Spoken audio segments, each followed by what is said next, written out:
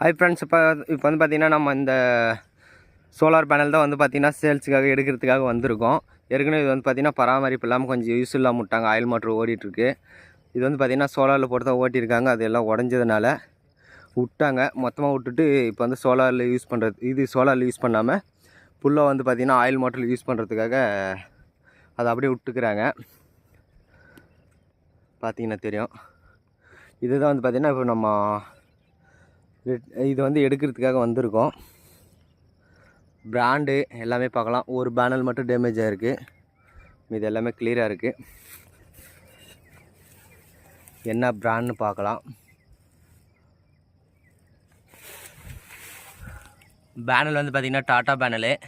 இப்போ தான் இது வந்து பிரிக்கிறதுக்காக வந்திருக்கோம். ஓகே ஃப்ரெண்ட்ஸ், இந்த பேனல் உங்களுக்கும் 3 HP செட்டு.